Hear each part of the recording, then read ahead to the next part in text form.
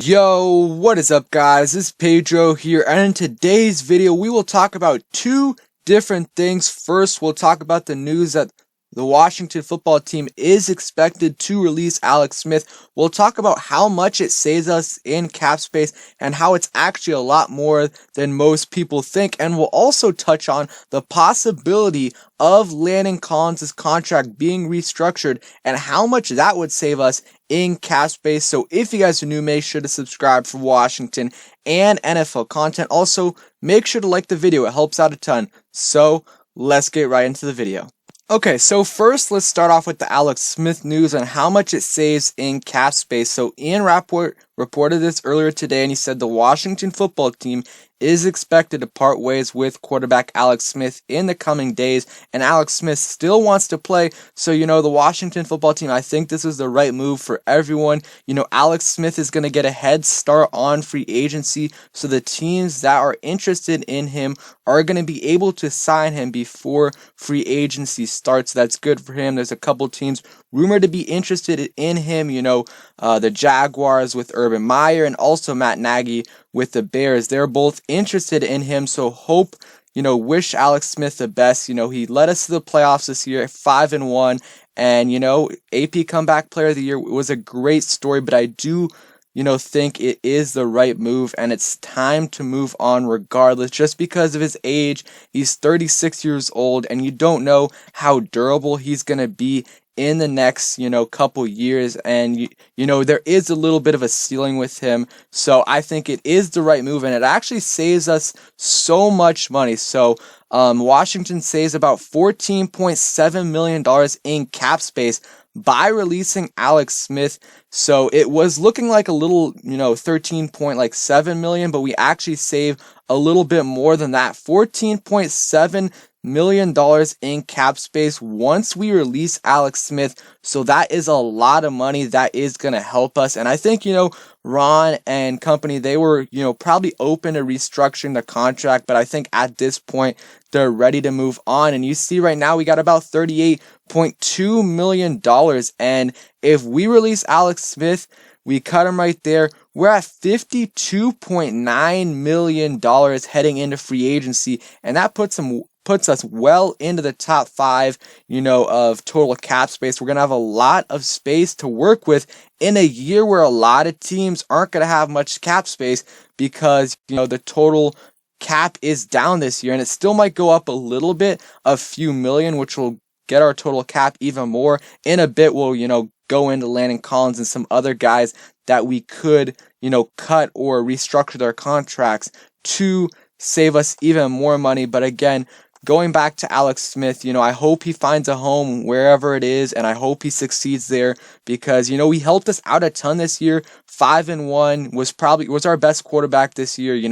Dwayne Haskins we already know it's up with that, and then Kyle Allen wasn't able to play for a while, and Alex Smith led us to the playoffs, and I'll forever be grateful for that. But I do think it is the right time to move on. He gets a head start, and we save a bunch of cap space. So let's get into the Landon Collins report. So this was an article written by Ben Standig of The Athletic, and I thought it was really, really interesting. He said like 10 things that Washington should do this offseason or something similar to that. And he said one of his items was have Landon Collins take a pay cut. And he said Washington's previous regime signed the safety in 2019 to a whopping 6-year, $84 million deal. Those terms were questionable at the time, but especially with his play in the last couple years and his skill set, it looks even worse now, especially after, he tore his Achilles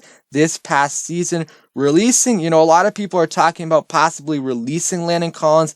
That really, especially before June 1st, that is not an option. He has $5 million guaranteed and would count $18.8 million toward the cap, or $1.9 million more than keeping him. So we would actually lose money by releasing him. We would save money if we released him after June 1st, but the money wouldn't kick in until after free agency. So I don't think cutting him is an option this season. It could be an option next season. If we don't restructure the contract and we want to move on from him the next season, he doesn't have much guaranteed money if any, after this season. So we could easily cut after next season, or even trade him this year. It would be a little hard, but we could be able to do that. And then he said there's a middle ground. The team could drop his 2021 salary from $13 million, a 12.2 or 12.5 million salary bonus, plus a 500,000 roster bonus, to $9 million, meaning his cap hit would fall from $16.9 million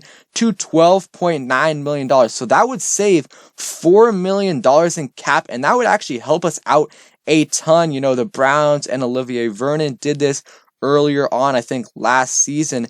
And, you know, we do have a little bit of leverage, because if we say we're going to release you if you don't restructure it, he's not going to get, you know, have a huge market in free agency. He's not going to get near the amount that he would be getting with us. So I think it's definitely a possibility, and it could benefit both sides. You know, it's going to be hard to see a huge role for Landon Collins this season in Washington, especially if if they see Cameron Curl as the starting strong safety. You know, maybe you put Landon Collins in the big nickel, but are you really willing to pay $17 million this year for someone who's maybe playing 60% of the snaps? It's going to be very interesting, but I just put that in there, what Ben Standig, you know, suggested, about a $4 million saving. And now we're pretty much at $57 million in cap space, which, you know, gives us a lot of money to work with. You know, can get Brandon Sheriff signed to a long-term deal, can get Ronald Darby back, can get the rest of our guys back, and sign a couple big name free agents, you know, this offseason in free agency, whether it be a big name receiver like Curtis Samuel or Corey Davis, or a linebacker, you know, Matt Milano, Levante David. We're going to have, you know, a lot of money to spend, because, you know, so we have $57 million in cap space right now. That's assuming, of course, we cut Alex Smith structure. So if we have $57 million, you know, contracts, like if you sign someone to a 4-year, $40 million deal, it's not necessarily like a $10 million cap hit in the first year. You know, Chase Roulier signed a big deal this past off season, but his cap hit in 2021 is about $4.5 million. So there's ways you can do it. You know, you can backload the contracts to make it work a little bit more, put it into signing bonuses. And Washington is in a very, very good space, you know, cap situation, cap wise. $57 million if they do what I said. And there's some other things they could do. Maybe they want to move on from John Bostic. Well, if they do that saves a little bit of money right there. That puts them up to close to $59 million. If there's some other guys you could go ahead and cut, maybe Josh Harvey Clemens, that saves you even more right there. Not much, but it saves you a bit, and you're close to $60 million right there. And there's some other guys you could go ahead and cut. Maybe you want to cut Troy Apke, and you save even more money. Washington is in a very, very good spot right now, cap wise, and they're going to be able to make some big moves this offseason, which is going to help up. If we do what I said right there, you know, all these cap moves, probably not going to happen, but it definitely could. That puts us about $61 million in cap space. That is a lot of money, and we're going to be able to make some big moves in the offseason. And, you know, if we're going to be able to, you know, maybe pay Jonathan Allen, or next year, if we don't pay Allen, maybe we pay Payne. We're going to have money to do that with this cap situation. And I think Landon Collins getting a restructure is a good idea. I think, you know, paying him $17 million this year just isn't worth it, in my opinion. If he isn't willing to do that, then maybe you trade him. That's just my thoughts. Let me know what you guys think down in the comments below about the Alex Smith release, or expected release in the next couple days, and the Landon Collins restructure. Thanks for watching. Hope you guys enjoyed, and peace.